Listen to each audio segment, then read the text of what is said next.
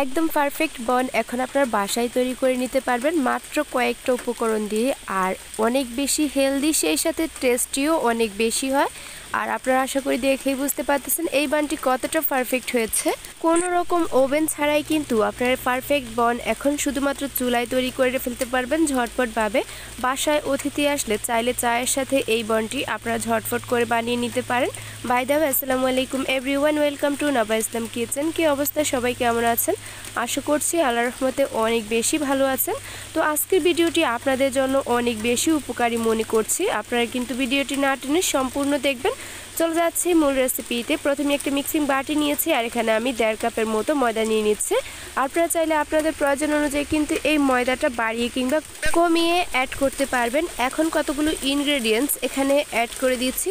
তো প্রথমে আমি এখানে অ্যাড করে দিচ্ছি টেস্ট অনুযায়ী লবণ। তো আমি হাফ চা চামচের থেকে কিছু অংশ কম লবণ অ্যাড করেছি। আপনারা কিন্তু টেস্ট অনুযায়ী লবণটা অ্যাডজাস্ট করে নেবেন। এরপর এখানে আমি 2 টেবিল চামচ পরিমাণ চিনি অ্যাড করে দিয়েছি। 2 টেবিল চামচ পরিমাণ গুঁড়া দুধ অ্যাড করে দিচ্ছি। সেই সাথে আরও অ্যাড করে দিচ্ছি ইস্ট। এখানে আমি 1.5 টেবিল চামচ পরিমাণ নিয়েছি। আপনারা চাইলে যে কোনো ব্র্যান্ডের এখানে ইস্ট ব্যবহার করতে পারবেন। এখন এই শুকনো ইনগ্রেডিয়েন্টসগুলো একবার হাত দিয়ে ভালো করে মিক্স করে নিয়েছি। এরপর অ্যাড করে দিয়েছি এখানে কুকিং অয়েল 1 টেবিল চামচ পরিমাণ নিয়েছি। আমি কিন্তু ধীরে ধীরে আরও অয়েল এখানে অ্যাড করব, এই জন্য এখানে শুধুমাত্র 1 টেবিল চামচ পরিমাণই পারফেক্ট আছে। আবারও আমি হাত দিয়ে ভালো করে মিক্স করে নিচ্ছি।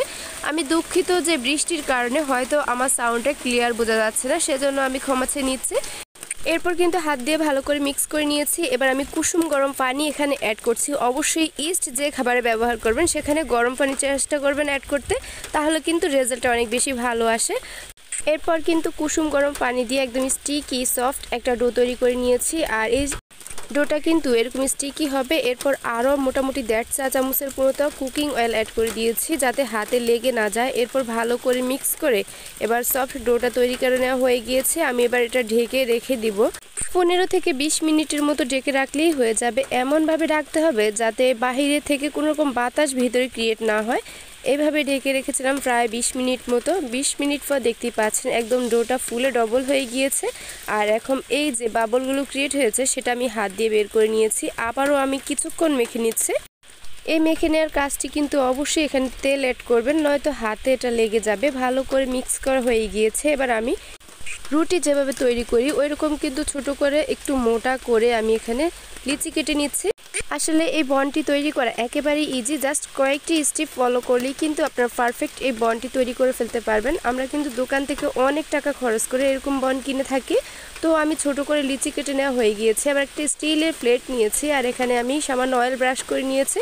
আপনারা চাইলে একটা ফ্ল্যাট সারফেসের উপর নিয়ে নিতে পারেন। এরপর কিন্তু দেখতে পাচ্ছেন এরকম লম্বা মোটা করে রশির মতো করে বানিয়ে নিয়েছি। এরপর কিন্তু জাস্ট আমি পেঁচিয়ে নিচ্ছি। আসলে এটা বলে বোঝানো কিছু নেই, আপনারা কিন্তু জাস্ট একবার দেখলেই এই কাজটি পেয়ে যাবেন। এটা এতটাই ইজি একটা কাজ। আমি প্রথমেই কিন্তু এই যে গোলটা নিয়েছি, এরপর হাত দিয়ে লম্বা করে নিয়েছি একটু বেলে বেলে, তারপর কিন্তু পেঁচিয়ে নিলেই হয়ে যাবে ডেনিস বন। আমরা কিন্তু এই বনটাকে ডেনিস বন বলে থাকি। আপনারা কী নামে চিনেন অবশ্যই কিন্তু আমাকে কমেন্ট করে জানাবেন।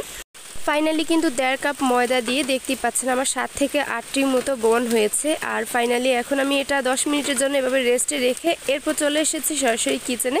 আমি একটা ফ্রাই প্যান নিয়েছি আর এখানে আমি কুকিং অয়েল অ্যাড করে দিয়েছি।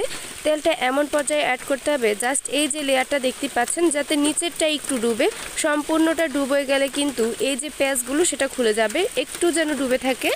আমি প্রতিটি স্টেপ আপনাদের সাথে শেয়ার করছি যাতে আপনারা খুব ইজিলি বুঝতে পারেন। ফাইনালি দেখতে পাচ্ছেন চুলা আঁচটা মিডিয়াম টু লো ফ্লেমে রেখে আমি 3 থেকে 4 মিনিটের মতো জাল করে নিয়েছি। এরপর দেখতে পাচ্ছেন অপর সাইডটা উল্টে দিয়েছি। এর থেকে বেশি কালার হলে কিন্তু এটা খেতে ভালো লাগবে না। এই যে কালারটা আছে এটাই কিন্তু একেবারেই পারফেক্ট একটা কালার। আমরা বাজার থেকে যারা বন কিনে থাকি তারা কিন্তু অবশ্যই জানবো যে এটার কালারটা কেমন থাকে। একেবারেই পারফেক্ট এসেছে। আসলে আমরা যখন কোনো রান্না করে থাকি তখন সেটা যদি একটু পারফেক্ট হয় তাহলে আমাদের মনটাও অনেক বেশি ভালো হয়ে যায়। এই বনগুলো কিন্তু ভাজতে খুব একটা সময় লাগেনি, জাস্ট আমার 7 থেকে 8 মিনিটের মতো সময় লেগেছিল। ফাইনালি আমি বনগুলো তুলে নিয়েছি আর এখন আমি এটা সার্ভ করছি। আর এই বনটা এতটা সফট, আশা করি আপনারা দেখেই বুঝতে পারতেছেন এটা যতটা কালারফুল হয়েছে ততটাই টেস্টি এবং ততটাই পারফেক্ট হয়েছে। আপনারা যদি এই ভিডিওর প্রতিটি স্টেপ প্রতিটি পরিমাপ পারফেক্ট রেখে বনগুলো তৈরি করেন, আশা করছি আপনারা একদম পারফেক্ট একটা রেজাল্ট পেয়ে যাবেন। ফাইনালি বনের লুকসটা দেখেই বুঝতে পারতেছেন এটা কতটা পারফেক্ট হয়েছে এবং সেই সাথে টেস্টি এবং হেলদি। বাচ্চাদের চাইলে আপনারা ঝটপট করে এভাবে বানিয়ে দিতে পারেন। ভিডিওটি ভালো লাগলে অবশ্যই একটি শেয়ার করে দিবেন। আজকের মতো বিদায় নিচ্ছি, আল্লাহ হাফেজ।